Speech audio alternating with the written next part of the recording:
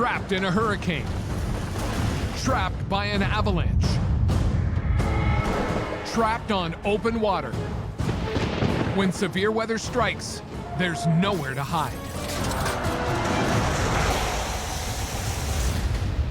Go, go, go, go! These are the stories from people who work in extreme weather. We just lost a big window. It was just like a bomb went off. And nobody is coming to save you. And the storms they'll never forget. Wham! Crack! Bang! Bang! Bang! Holy we're going to die. Plus, the how and why behind the world's worst weather. Mother Nature is one mother.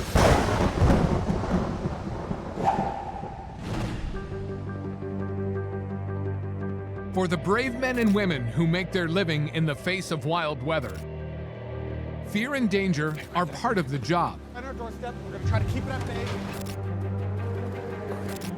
But when you're trapped and there's nowhere to run, it's never just another day at the office.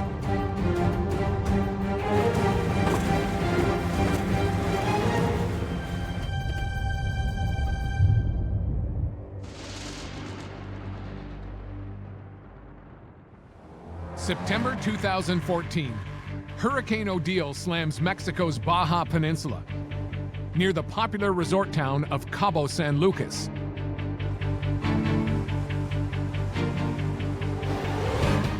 Odal packs wind speeds of over 140 miles an hour, strong enough to lift people and even cars off the ground. Those who can flee the rampaging storm, but a few, like Josh Morgaman, race towards it. I've been chasing hurricanes since I was basically a kid. There's no way to describe why violent weather just gets me so excited, why I feel this need to just go hunting after it at great personal risk. Every hemisphere, north, south, east, west, wherever the big storms are happening, the really scary ones, I'm there. He thought he'd seen it all. But even Josh was not prepared for what happened. The night Hurricane Odal struck Cabo San Lucas. I've been inside the jaws of about 35 or 40 hurricanes. This day was one of the worst.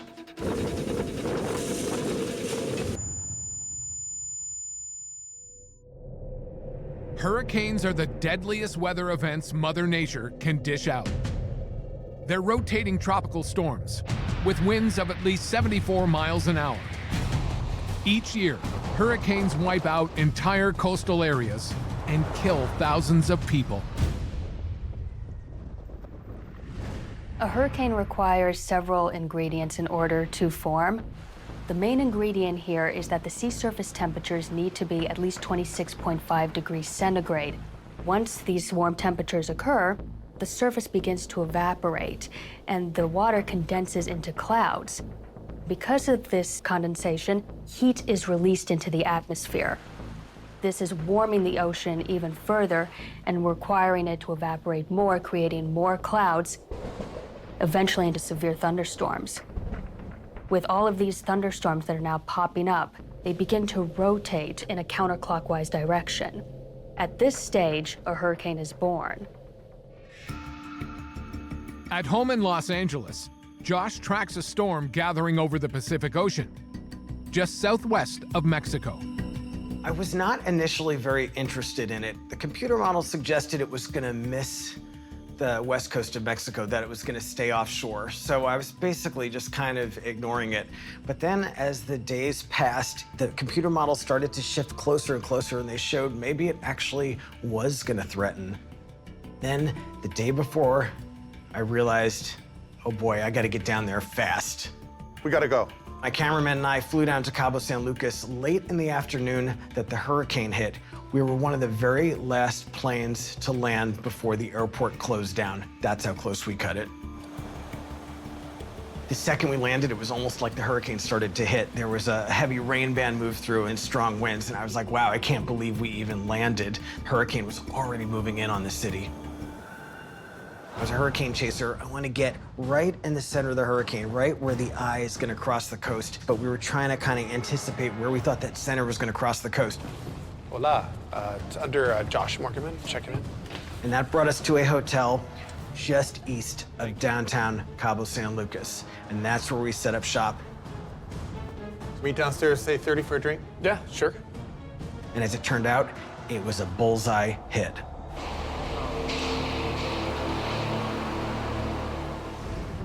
It was the prime area and the prime ingredients and the prime time for this hurricane. September is the most active season for hurricanes to form. So with very high sea surface temperatures, well above 26.5 degrees centigrade, Hurricane Odal managed to go from a tropical storm all the way to a Category 4 hurricane in a very short amount of time. Category 4 winds are powerful enough to uproot trees, tear roofs off houses, and blow windows out of buildings. Very late in the afternoon, it started to get really stormy. We just kind of drove around, just took some shots of the wind blowing. As it started to get dark, the weather started to get worse. It started to feel kind of dangerous. By 7 p.m., winds are blowing at more than 50 miles an hour, threatening to snap palm trees in half. This was a pretty strong hurricane coming, and we decided it was probably best to retreat back to the hotel. As it turned out, we were retreating right to the bullseye. Hey, grab that ring. Josh and his cameraman hole up in the lobby to ride out the storm. Keep it at bay. It's gonna get a little crazy, so we're gonna try to keep everyone down low. As the evening wore on, the wind got stronger. It was like around 9 or 10 that it started to feel really serious. The whole building just started to rattle, and there were just crashing sounds outside.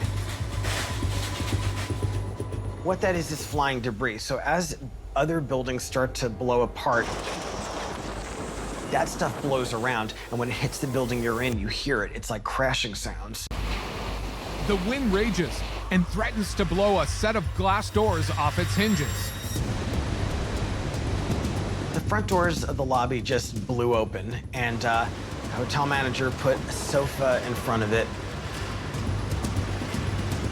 And that just wasn't heavy enough. And throughout the course of the next hour, we kept piling furniture against those doors. Another sofa, a couple of chairs.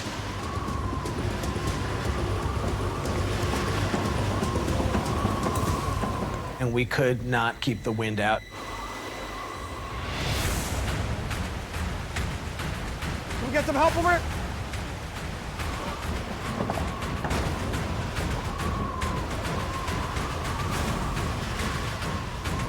Once that wind gets in the building, it could actually start doing internal destruction. So it's very important to keep it out. And that's why we were working so hard to try somehow to keep those doors closed.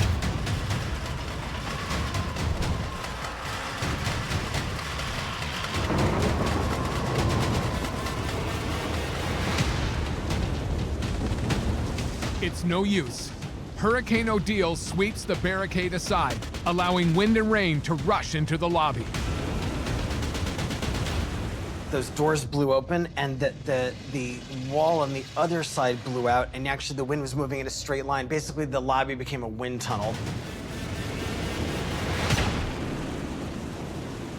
The problem with Odal was that along the Baja California Peninsula, many people did not take this storm seriously. Hurricanes that form in this area tend to be pushed out to sea. Unfortunately, the National Hurricane Center relayed this information saying, "We're not worried, we are not concerned about this storm at the moment." And because of this, warnings were completely canceled. It wasn't until about 24 hours prior to Odal making landfall that the warnings started to go up. By the time the warnings were out, it was game over. For 2 hours, winds hammer the lobby, terrorizing guests and staff.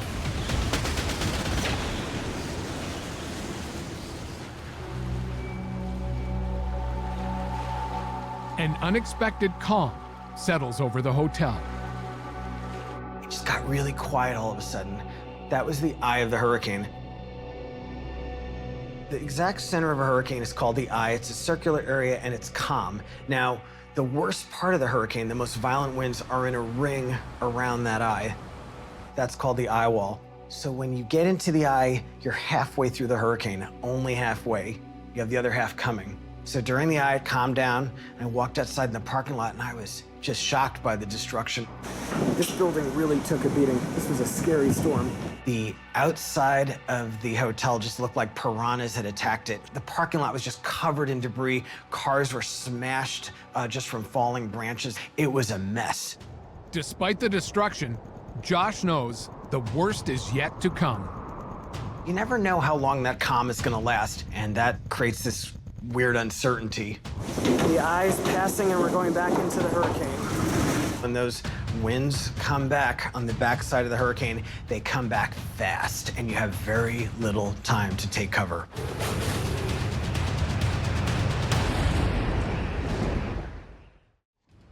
September 2014, Cabo San Lucas, Mexico. Hurricane chaser Josh Morgaman is trapped inside a hotel as a deadly storm literally tears the building apart. The hurricane's coming in right here. We're in the backside of the hurricane, and the wind is really, really roaring. I'm just standing there, and all of a sudden, boom. The only way I could describe it was just like a bomb went off. A whole glass wall of the lobby just exploded in the wind. I mean, exploded. Holy I don't think I've ever been so surprised or caught off guard in any hurricane I've been in. I've been in so many hurricanes, but I've never just seen such incredible just destruction happen in an instant like that. Suddenly, glass debris flying everywhere. My legs were covered in blood. Got my leg.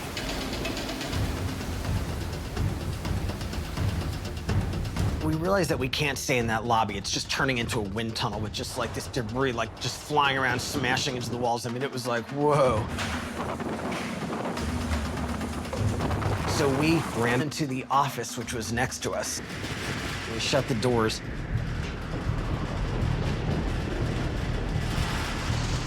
And then I realized, okay, we're in trouble. The office is all glass windows facing the wind, and they're just heaving. You could just like literally see the glass pulsing. There's nothing to hide under. There's nowhere to take cover. We were basically rats in a death trap.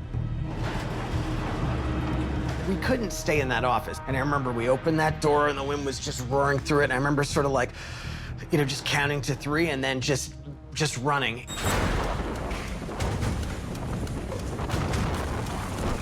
The hotel manager and I dove under a desk, the reception desk. I mean, it was just literally, it was like pure instinct at this point. Like I wasn't even thinking. I was pretty freaked out. And I've been in a lot of hurricanes, and when I'm scared, it's serious.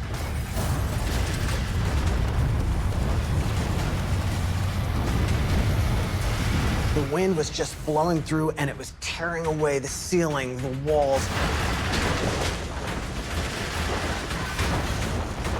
Just debris flying, smashing into the walls at incredible speeds.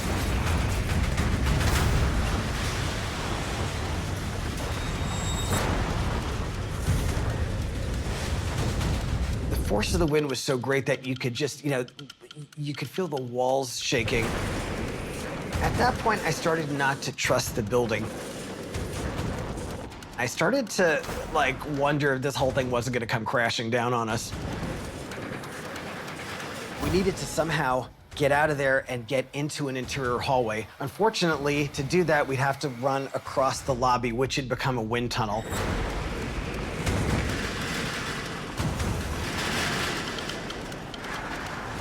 The floor was slippery. I totally wiped out.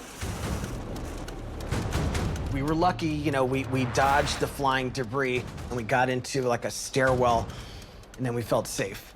Josh knows the stairwell in the building's interior is one of the safest places to be during the hurricane. It's usually a little more structurally solid. And once we got there, I felt like, okay, we made it.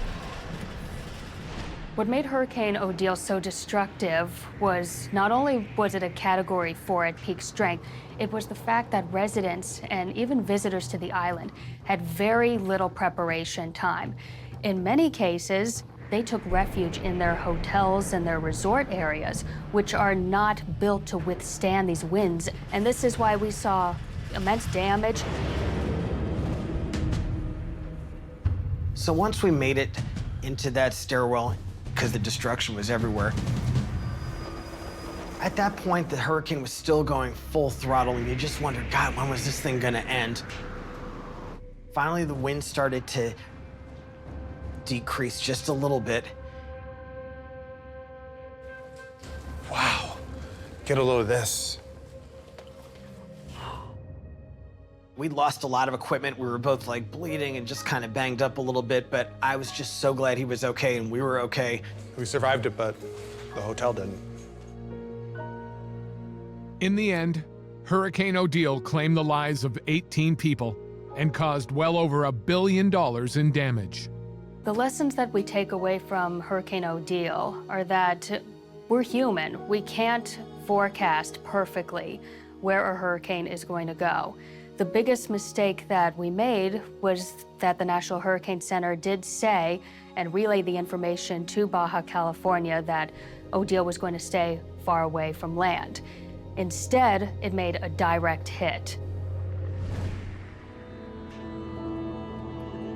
Chasing hurricanes comes with fear. That's part of it. You're always like a little scared.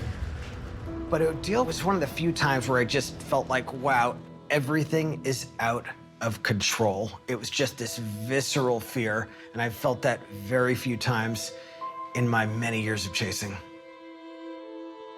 That feeling of being trapped, I'll never forget that. It was a day that weather changed my life. I think that's an interesting thing. This one piece will make 52 layers. Watch on mobile devices or the big screen. All for free. No subscription required.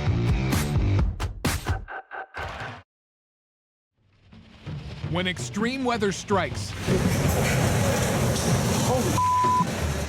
its aftermath can be catastrophic. Towns wiped out, lives lost. Trapped inside the jaws of a hurricane, the best defense is to take cover and weather the storm. But sometimes, riding out a savage storm can leave you in the direct path of a totally different catastrophe.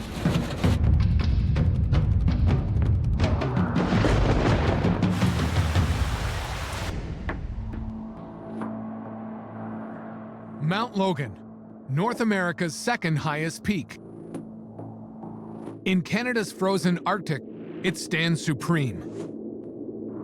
On these icy slopes, wind and cold team up to intensify the deadly effects of winter weather. The mountain's ice and snow have never melted. Severe snowstorms can strike its peak at any time of year. But despite advancements in weather science, predicting these storms isn't easy. The last thing you want on Mount Logan is to be trapped there.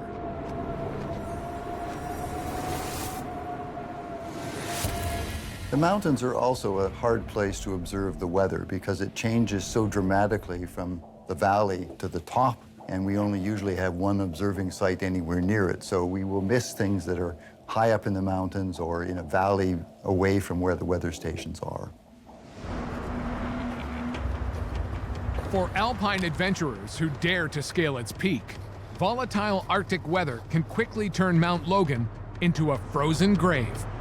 I travel around the world and I climb mountains in remote locations. I've climbed in Iran and Iraq. I've climbed all over South America and Asia. I'm the only Canadian that's climbed Everest without oxygen. I love challenging the outdoors. Laval St Germain has conquered the highest peaks on 6 of the world's 7 continents. But in 2003, an attempt to summit Mount Logan brought him to the brink of death.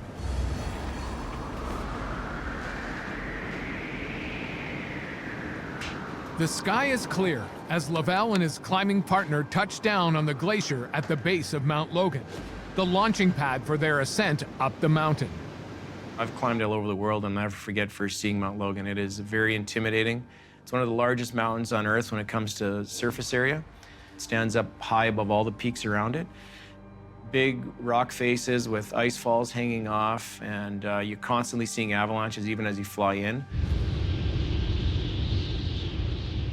In Logan, of course, it's the biggest considerations are rockfall and avalanche hazard because you're climbing in serious avalanche terrain. And it's extremely remote. Once an avalanche stops, the snow settles like concrete, making it nearly impossible to move. More than 90% of avalanche victims survive if dug out within 15 minutes. Anytime after that, survival rates drop dramatically. Avalanches kill more than 150 people worldwide each year. Most are snowmobilers, skiers, and snowboarders.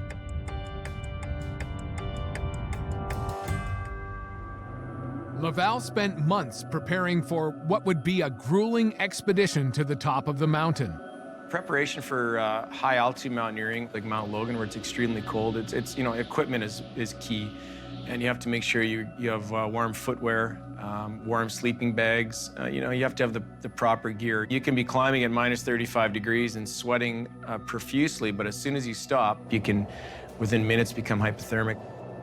But being prepared means they have more than 100 pounds of gear, too much to haul up the mountain at once. When you do these remote, big climbs, you're on your own, and it's a real commitment. I mean, nowadays, obviously, we have satellite phones. We can call for help. We can call for a pickup, so you're not quite as exposed as you used to be. But it's not simply arriving at the base of the mountain and climbing to the top, skiing back down or walking back down and coming out again. It's over 100-pound backpacks, so heavy that you can't climb with them. So what you end up doing is you end up yo-yoing up the mountain. So you'll carry gear up to a certain point, leave it there, come back down, sleep at your tent. Next morning, pack up everything, weather permitting, and climb up to where you left the gear before. You camp there and you just keep doing this up and down. So you end up climbing the mountain 3 times, probably on most climbs, because you just have too much equipment. But you need that equipment because you need that food and that fuel and that cold weather gear to climb it. There's no ideal time to scale Mount Logan. Extreme weather has stranded many climbers atop its icy ridges. Strong winds packed with moisture collect over the North Pacific, then swing inland, where they're forced up Mount Logan's 6-mile-high peak. As we move up through the atmosphere, it will get colder and colder and colder. Up in mountains, the precipitation that might be rain down low will be snow up high. And also, because it's cold up there, it will stay longer, so we see more snow on the mountains. Laval and his partner begin their climb up Logan's treacherous icy slopes, sidestepping deadly crevasses that they could easily fall into. They're just halfway up the mountain, still days from the summit, when bad weather rolls in. It started to snow heavily. We were at a point where we had taken just enough food and fuel to last us 1 or 2 nights. Weather's getting worse, picking up. We're gonna have to make camp for the night. Let's head up that way. We realized that the snow was coming down so heavily, we were in such an exposed, avalanche-prone area that we couldn't go back down to get our stuff. So we were stuck in the tent.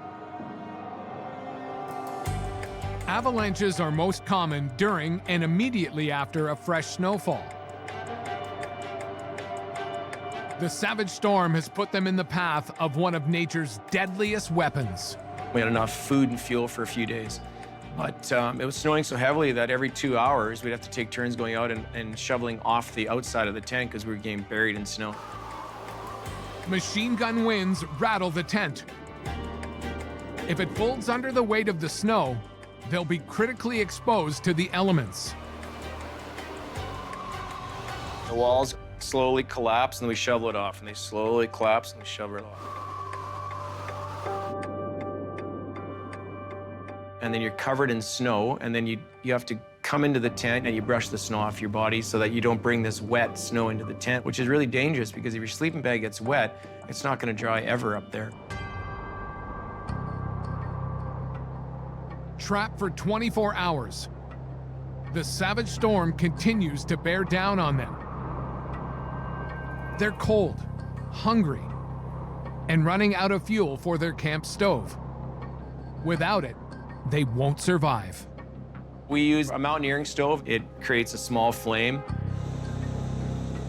and you pack an aluminum pot with snow and you melt it, and that gives you drinking water. Either that or you don't have any water. The stove is critical. Perched on an exposed ledge, Laval and his partner are in danger. They know an avalanche could strike at any time, sweeping them over the slope and down the mountainside.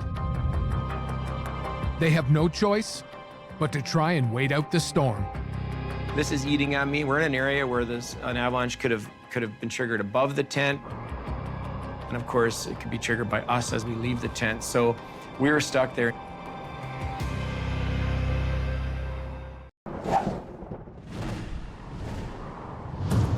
Mount Logan, an icy peak in Canada's frozen Arctic. High in the clouds, blizzards and severe snowstorms strike without warning. And cold is a constant threat. In high winds, 0 degrees Fahrenheit feels like -30.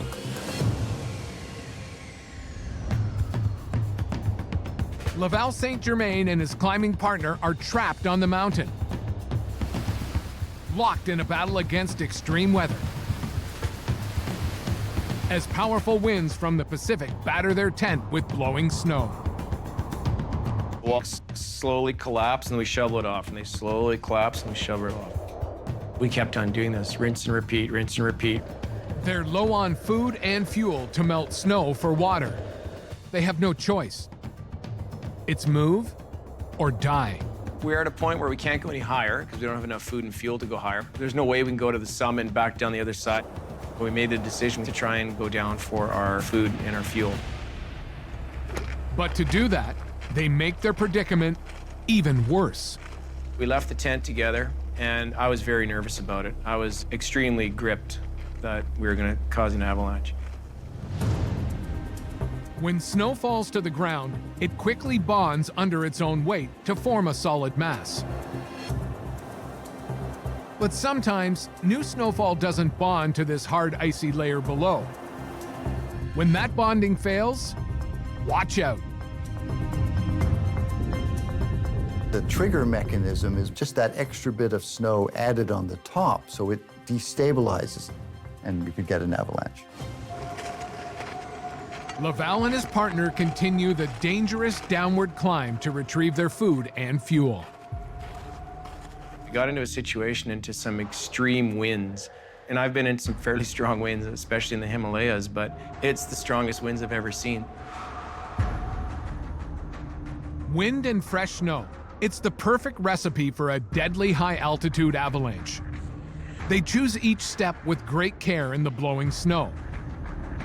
It would be easy to fall off the edge of the mountain, never to be heard from again. They tread cautiously, knowing they'll pay for a single wrong step with their lives. The vibrations from a lone hiker can cause the top layer of snow to slide, setting off an avalanche. The distance that we had to travel, if I remember, was maybe 400 meters, which is not particularly far, but it's very far when half of that is uphill. You're at this point almost petrified that the slope's gonna go. I put my foot down in the slope 50 centimeters in front of me, so just a couple of feet in front of my boot.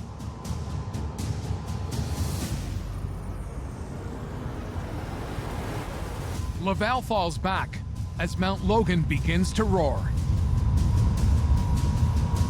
The entire slope just cut, sheared off, and the entire mountain just fell all the way down 9,000 feet. It was reverberating, you could feel it moving, like you could feel it in your boots. It was terrifying. I was within 50 centimeters of losing my life. On these icy slopes, there's zero margin for error. They know they've pushed their luck as far as it will go. This is the biggest avalanche that I've ever seen, and yeah, it was particularly frightening. At that point, went back to the tent.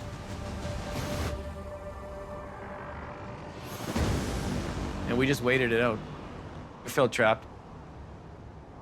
Once you're up high on the east ridge of Mount Logan, you might as well be in the moon. You're on your own.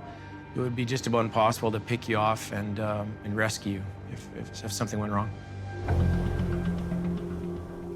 Trapped on the mountain, they're sitting ducks. As their terror grows, they listen intently for rumbles in the distance. A second avalanche could trigger at any time. Now we're in this scenario where we can't go any higher because we don't have any fuel.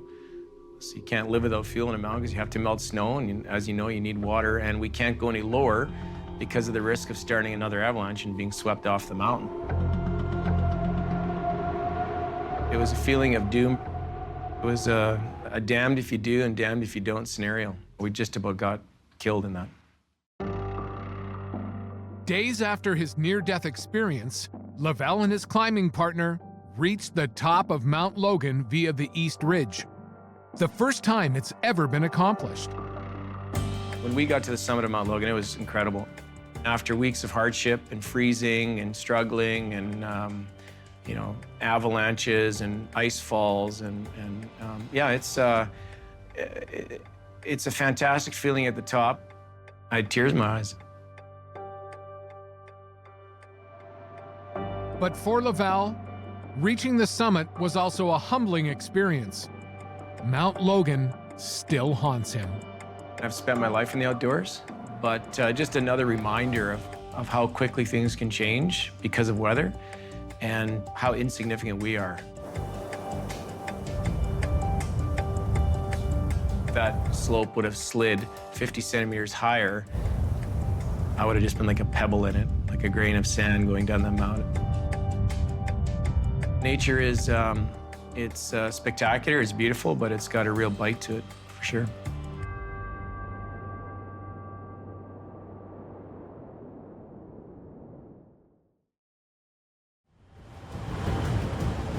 When Mother Nature unleashes her awesome power, people are at the mercy of the wildest weather under the sun.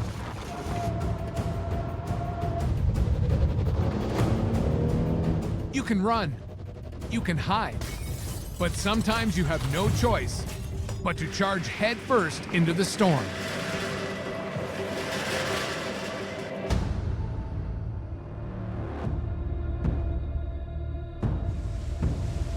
Summer weather in South Florida is typically hot and humid. Daily thunderstorms are common. Florida's coast is so volatile for storms mostly because of its location. It's in the tropical regions, and because of this, we have a lot of fuel from the ocean. A lot of heat that's been stored within the ocean. This fuels thunderstorm activity, particularly for hurricanes.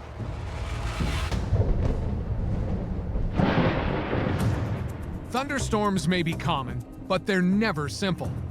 The jet stream, a fast-flowing air current about 6 miles above the Earth, drives tropical storms west to east. From the coast out to the ocean. These winds are especially dangerous for boaters, who run the risk of being pushed miles out into the stormy Atlantic waters.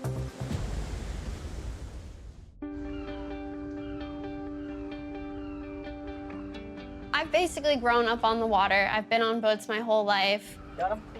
I've been fishing basically since I could hold a fishing pole, so maybe like 3 years old. And for me, it started as a teenager, and I haven't stopped since. One of the things I do as a professional sport fisherman is film all my adventures and post them on my YouTube channel titled Land Shark Fishing. Brooke, how we doing over here? We're looking good. Everything is set up. We've probably spent thousands, if not tens of thousands of hours, would you say? Oh yeah, a lot of hours on the water. What's going on, guys? Victor here, and today I am with Brooke. Say hi. Hey guys, what's up? And today's video is going to be very different from what you guys have seen before. Weather in South Florida can actually change really fast. So it's normally typically calm, but then during the summer, you have crazy thunderstorms and rainstorms that can come in. They can surprise you. You really have to keep an eye out on the forecast, but then at the same time, you can be looking at the forecast and it could say 0 chance of rain, and then in the afternoon, you get a crazy thunderstorm that comes in out of nowhere. June 28, 2013 was one of those days. Without warning, a violent thunderstorm appeared out of nowhere. Before the day was done, Victor Luben and Brooke Christ would find themselves trapped on open water in a near-death battle against the sea. Brooke and I have seen hundreds of storms on the water. The bulk of the storms that we witness, they come and go. They're generally not that threatening. And a lot of times you can see them coming and you can plan ahead for them. But this storm was unlike any other. Normally, I'm someone who's not really afraid on the water, but I was definitely afraid with this storm. This was probably the first time I ever thought that I might actually die out on the boat.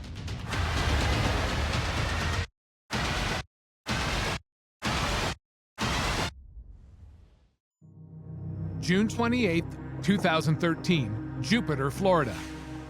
Weather conditions are ideal for a day of kite fishing. Kite fishing employs a kite to get your baits up on top of the water. It allows them to give a frantic presentation, and it attracts big predatory fish.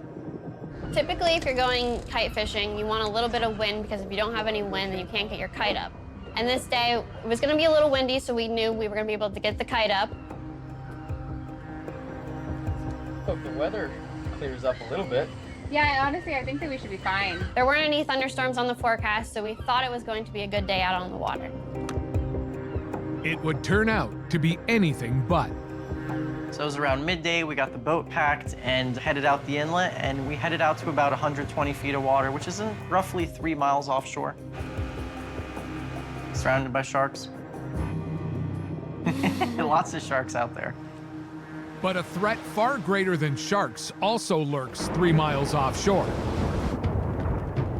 The Atlantic Gulf Stream, a strong ocean current that ferries warm water up from the Gulf of Mexico. This Gulf Stream fuels a lot of storms. You'll see in this stream that the ocean waters continue to be warmer compared to the rest of the ocean, and this is the prime fuel source for many storms. When ocean water is warm, storms suck up the heat energy, the way a straw sucks up soda, creating moisture in the air. The warmer the water, the more moisture in the air, and that can mean larger, more powerful storms. Hurricanes can be right over the Gulf Stream for days at a time, just feeding off of this warm water. So even by the time these hurricanes reach Bermuda, or even upwards to Nova Scotia, where they're supposed to be weakening, it's because of the Gulf Stream that they maintain their strength. On the calm seas, Victor and Brooke enjoy the sun. Brooke, how we doing over here? We are doing awesome. Oblivious to an ominous wall of dark cloud beginning to take shape on shore. It was a perfect day out. It was sunny. There wasn't really a cloud in the sky. It was a perfect day out on the water. We fished for about an hour when I got to catch a sailfish. And during the middle of this catching of a sailfish, we started to see this storm coming from onshore. And it came really, really fast. The storm came so fast that by the time I had even caught the fish, the storm was on top of us. The first thing we felt is it got really cold. It probably dropped at least 15 degrees, and then the wind just started coming. The wind started howling, and then the seas just started picking up. This storm wasn't a normal storm. It was giant. It probably stretched at least 10 miles down the coast. So normally when we see a thunderstorm, you can kind of see where it starts and ends, but this one, there was just no end to it. This thing was just building and expanding. Winds from the Florida jet stream, blowing from the coast out to sea, grow stronger by the minute. We were kite fishing, and you know, with the kite, it's really hard to reel against the wind. Oh, your kite's about to go in the water. And since this wind is blowing us now so strong, the kite actually ended up breaking because the wind was so strong, and we basically just abandoned the kite. It's time to cut their losses. They need to get out of this storm now.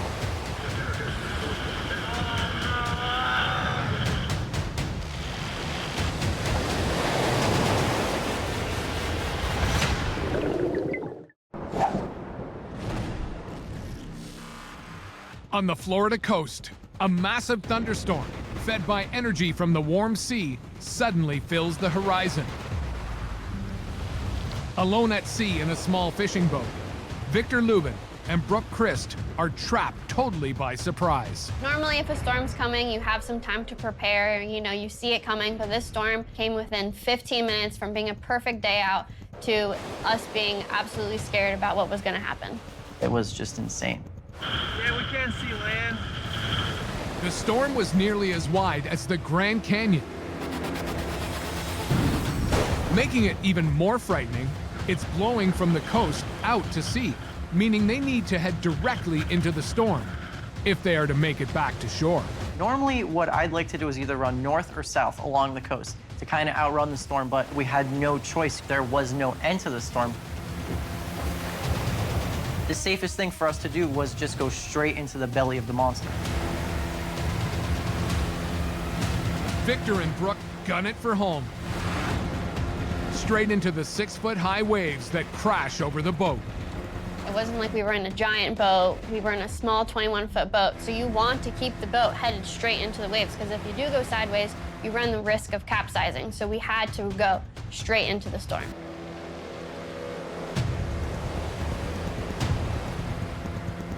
It's kind of a David and Goliath situation with our boat, you know, being David and these just monstrous waves being Goliath. And it wasn't just the waves. There's rain in your face. You could barely see the coast. You can see land over there. You can't see land over here. It was just a very scary, tense situation. I can't see a damn thing. We didn't know if we were going to run into a boat. There could have been a boat in front of us. We wouldn't have seen it. We wouldn't have known. Howling winds, crashing waves, blinding rain. Just when they think it can't possibly get worse, we must have seen hundreds of bolts of lightning. When you see it just striking every which way, there's no shelter around, it's really terrifying.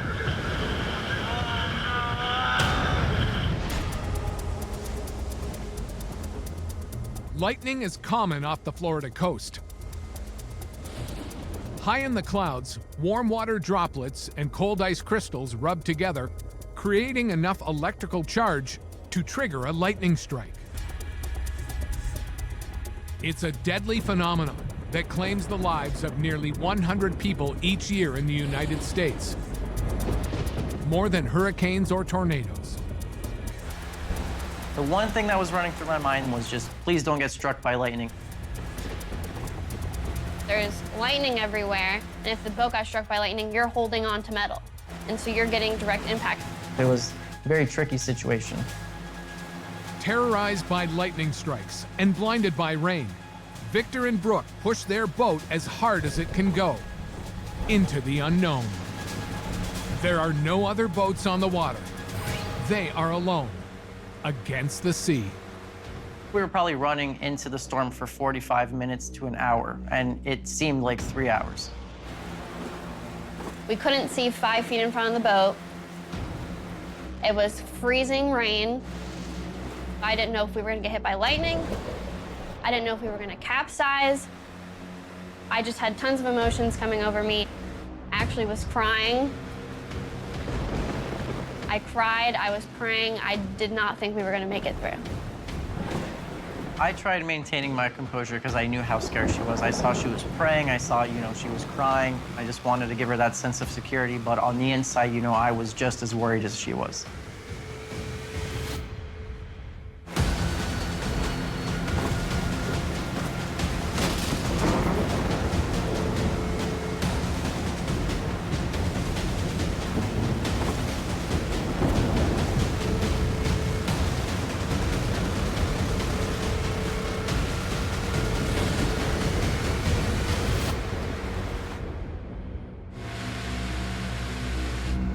After a hair-raising, hour-long push towards the coast, they finally make it to safety.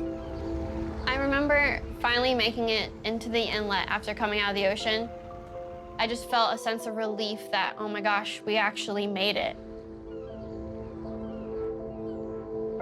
We felt finally safe being in the inlet. So a person who plans to venture out into the ocean on the day of perhaps severe weather, first and foremost, they should be looking at their local meteorology stations in order to assess for themselves, is it dangerous and is it smart for me to go out today? And if you are willing to take that risk, use the precautionary measures.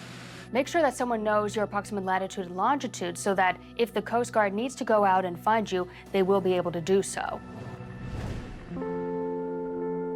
In all their years on the water, Victor and Brooke have never been so fearful for their lives as they were on that day off the Jupiter coast. It was a day that would bring with it some hard-learned lessons.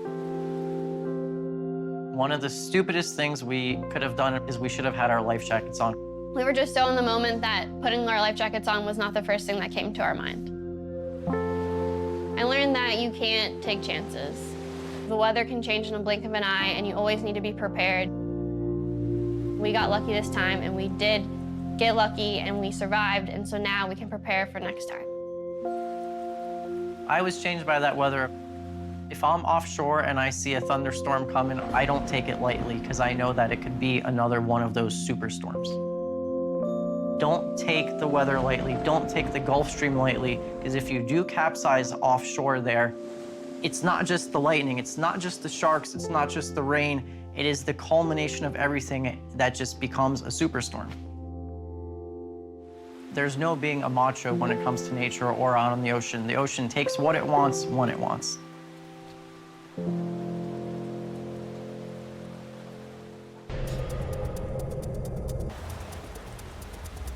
When a hurricane hits, I really hope that you have evacuated and have heeded emergency managers. As meteorologists, we know what we're talking about. When the warning goes out that you should evacuate, go to a shelter that is designated by the government officials that is deemed safe. These are usually brick or concrete in structure, and these can withstand the immense forces of the wind, but also it's inland, so it's further away from the storm surge. In the event, though, that you are caught off guard and you have not evacuated, the best place you can be is inside. Put as many structures between you and the hurricane as possible. This allows for projectile debris from the intense winds of a hurricane to penetrate only one, maybe two layers of your house. But if you are further in, like an interior closet or even the bathtub, if you can put something over your head, like a mattress, you are safe in that situation.